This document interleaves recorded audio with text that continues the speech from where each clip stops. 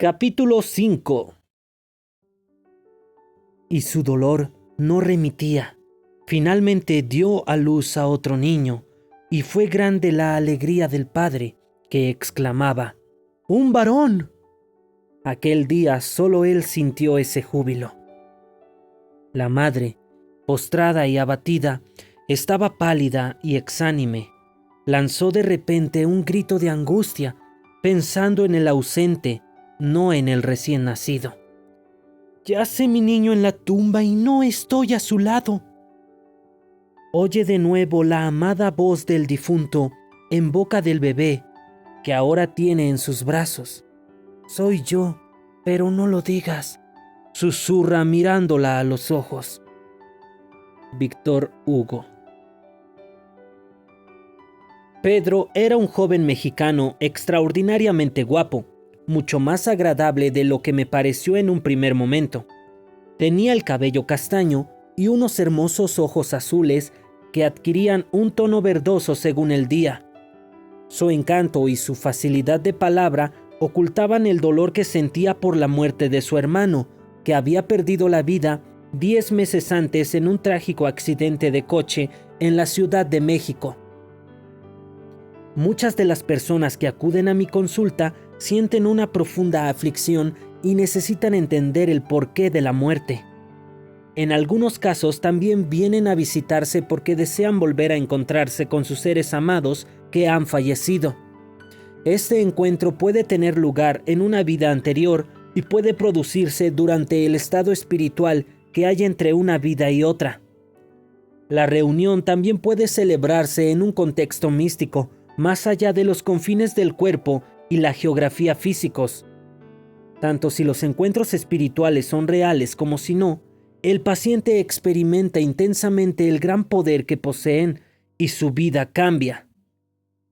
La precisión y el detalle con que se recuerdan las vidas pasadas no es un logro voluntario. El paciente que evoca las imágenes no lo hace simplemente porque necesite hacerla o porque gracias a ellas vaya a sentirse mejor. Lo que recuerda es lo que ha ocurrido. La precisión de los datos, la intensidad de las emociones que afloran, la resolución de los síntomas clínicos y el poder de transformar la vida que tienen los recuerdos determinan la realidad de lo que se recuerda. Lo que más me llamó la atención del caso de Pedro fueron los 10 meses que habían transcurrido desde la muerte de su hermano. En este tiempo, normalmente una persona puede sobreponerse de un duro golpe. Aquella larga época de aflicción indicaba que en su caso había una desesperación subyacente más profunda. Su tristeza no solo se debía a la muerte de su hermano. En las sesiones posteriores, averigüé que Pedro había perdido a seres queridos en muchas otras vidas pasadas y que era especialmente sensible a la pérdida de un ser amado. La repentina muerte de su hermano despertó en los recovecos más remotos de su inconsciente el recuerdo de otras pérdidas todavía más dolorosas y más trágicas que se habían producido milenios atrás. Según algunas teorías psiquiátricas, cada vez que experimentamos una pérdida, se avivan sentimientos reprimidos u olvidados y recuerdos de muertes pasadas. Nuestra aflicción es mayor debido al dolor acumulado de pérdidas anteriores. En mis investigaciones sobre vidas pasadas, fui descubriendo que hay que ampliar el escenario de estas pérdidas. No basta con regresar a nuestra infancia. Debemos incluir las pérdidas sufridas en tiempos más remotos, en vidas anteriores. Algunas de nuestras vidas perdidas más trágicas y de nuestras mayores desgracias se produjeron con anterioridad a nuestro nacimiento. Antes de seguir adelante tenía que reunir más datos sobre la historia de Pedro. Era necesario que conociera los hechos más importantes de su vida para encarar las futuras sesiones. Háblame de ti, le pedí, de tu infancia, tu familia y todo lo que creas importante. Cuéntame todo lo que creas que debo saber de ti. Pedro suspiró profundamente y se arrellanó en el mullido sillón. Se aflojó el nudo de la corbata y se desabrochó el botón del cuello de la camisa. A juzgar por su lenguaje corporal, aquello no le iba a resultar fácil. Provenía de una familia adinerada, y políticamente influyente. Su padre era el propietario de una gran empresa y de varias fábricas. Vivían en una famosa casa de una zona residencial en las colinas de las afueras de la ciudad. Pedro se había educado en los mejores colegios privados. Estudió inglés desde pequeño y después de vivir en Miami varios años, lo hablaba a la perfección. Era el menor de 3 hermanos. Se mostraba muy protector con su hermana, a pesar de que ella le llevaba 4 años. Su hermano era 2 años mayor que él y estaban muy unidos. Su padre trabajaba mucho y normalmente no llegaba a casa hasta entrada la noche. Su madre, las niñeras y las criadas se ocupaban de la casa y del cuidado de los niños. Pedro estudió empresariales en la universidad. Tuvo varias novias, pero no formalizó relaciones con ninguna de ellas. Creo que a mi madre nunca le gustaron demasiado las chicas que salían conmigo, me contó. Siempre veía en ellas un defecto u otro, y no cesaba de recordármelo. En aquel momento Pedro empezó a mirar a su alrededor con un aire de incomodidad. ¿Qué te ocurre?, le pregunté. Tragó saliva varias veces antes de empezar a hablar. Durante el último año en la universidad, tuve relaciones con una mujer mayor, me dijo despacio. Era mayor que yo y estaba casada. Pedro se calló. Está bien, respondí al cabo de unos momentos, más que nada para llenar el silencio. Percibía su tensión y, a pesar de tantos años de experiencia, aquel sentimiento seguía resultándome desagradable. ¿Lo sabía su marido?, le pregunté. No, contestó. No sabía nada. Podría haber sido peor, señalé, diciendo una obviedad para intentar reconfortarle. Pero todavía no he acabado, añadió en un tono que presagiaba algo terrible. Yo asentí con la cabeza para darle pie a que continuara. La dejé embarazada y ella abortó. Mis padres no saben nada de todo esto, dijo bajando la vista. Años después todavía se sentía culpable y avergonzado. Entiendo, dije. ¿Me dejas que te explique lo que he aprendido sobre el aborto? Asintió con la cabeza. Él sabía que yo era especialista en el campo de la hipnosis y de las vidas pasadas. Una interrupción del embarazo o un aborto natural suele estar relacionado con el pacto que se establece entre la madre y el alma que va a entrar en el bebé. El cuerpo del bebé carecía de la salud suficiente para llevar a cabo su tarea en la vida que le esperaba, continué. O aquel no era el momento oportuno para sus objetivos, o la situación externa había cambiado en este momento debido a la desaparición del padre en el momento en que los planes del bebé o de la madre necesitaban la figura paterna, ¿comprendes? Sí, asintió, pero no parecía muy convencido. Yo sabía que su estricta educación católica acentuaba su sentimiento de culpabilidad y su vergüenza. A veces nuestras creencias fijas son un obstáculo para la adquisición de nuevos conocimientos. Volví a lo fundamental. Te hablaré solo de mi propia experiencia como investigador y terapeuta, le expliqué, y no de lo que he leído o de lo que otros me han contado. Se trata de la información que me transmiten mis pacientes cuando están profundamente hipnotizados. A veces las palabras son suyas y en otros casos, por lo visto, provienen de una fuente superior. Pedro asintió de nuevo sin decir palabra. Mis pacientes explican que el alma no entra en el cuerpo enseguida. Aproximadamente durante la concepción, el alma reserva el cuerpo. Entonces, ninguna otra alma puede disponer de ese cuerpo. El alma que ha reservado el cuerpo de un determinado bebé puede entrar y salir de él cuando lo desee. No está confinada. Es algo parecido a estar en coma, añadí. Pedro movía la cabeza en señal de haber entendido mis palabras. Seguía sin hablar, pero me escuchaba atentamente. Durante el embarazo, el alma se va uniendo gradualmente al cuerpo del bebé, continué. Pero la unión no es completa hasta que se acerca el nacimiento. Puede producirse un poco antes, durante el parto o nada más nacer. Para ilustrar este concepto, junté mis manos desde la base de las palmas y las separé formando un ángulo de 90 grados.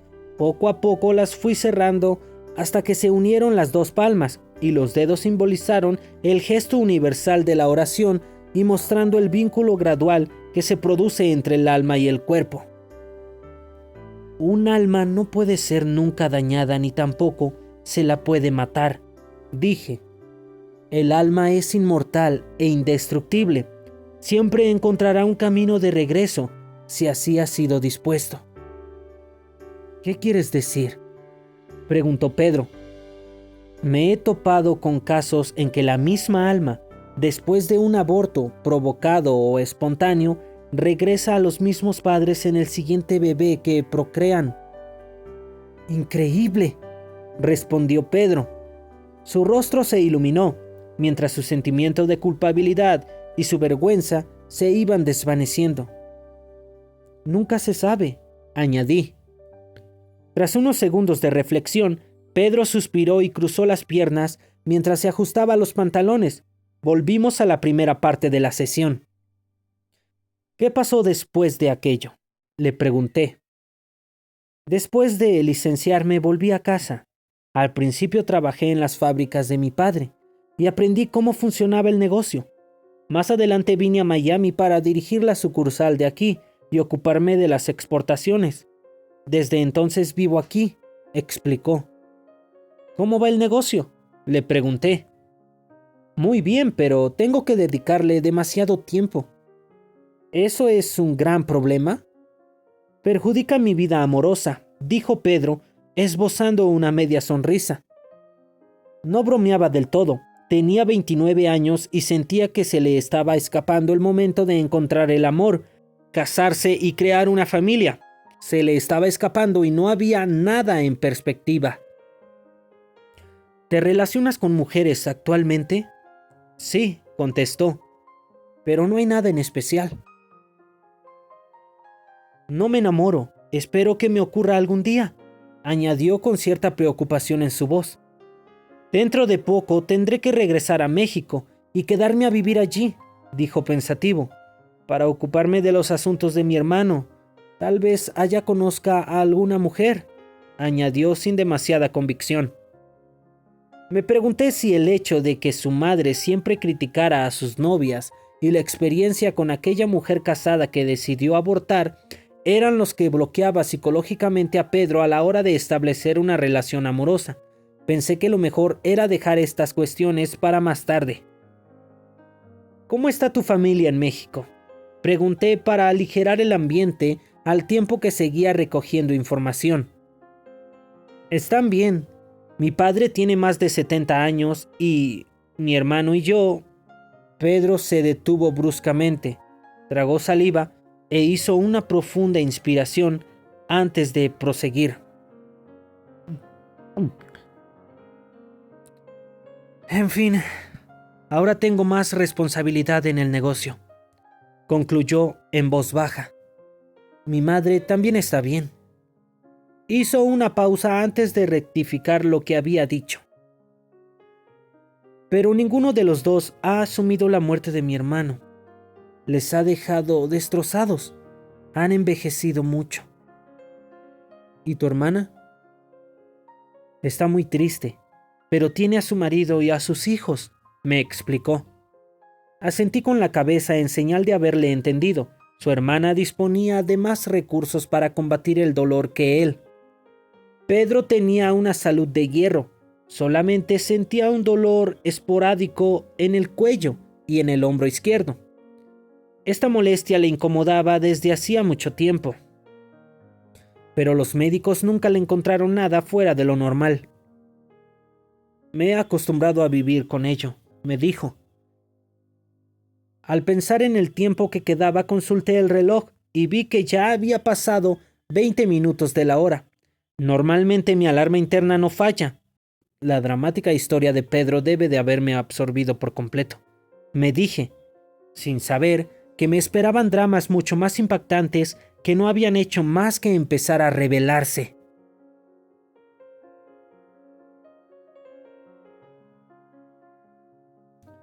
Thich Nhat Hanh, un filósofo y monje budista vietnamita, escribe sobre cómo disfrutar de una buena taza de té. Debemos estar completamente atentos al presente para disfrutar de una taza de té. Solo siendo conscientes del presente, nuestras manos sentirán el calor de la taza. Solo en el presente aspiraremos el aroma del té, saborearemos su dulzura y llegaremos a apreciar su exquisitez. Si estamos obsesionados por el pasado o preocupados por el futuro, dejaremos escapar la oportunidad de disfrutar de una buena taza de té. Cuando miremos el interior de la taza, su contenido ya habrá desaparecido. Con la vida ocurre lo mismo. Si no vivimos plenamente el presente, en un abrir y cerrar de los ojos, la vida se nos habrá escapado. Habremos perdido sus sensaciones, su aroma, su exquisitez y su belleza, y sentiremos que ha transcurrido a toda velocidad. El pasado ya ha pasado. Aprendamos de él y dejémoslo atrás. El futuro ni tan siquiera ha llegado. Hagamos planes para el futuro, pero no perdamos el tiempo preocupándonos por él. Preocuparse no sirve de nada. Cuando dejemos de pensar en lo que ya ha ocurrido, cuando dejemos de preocuparnos por lo que todavía no ha pasado, estaremos en el presente. Solo entonces empezamos a experimentar la alegría de vivir.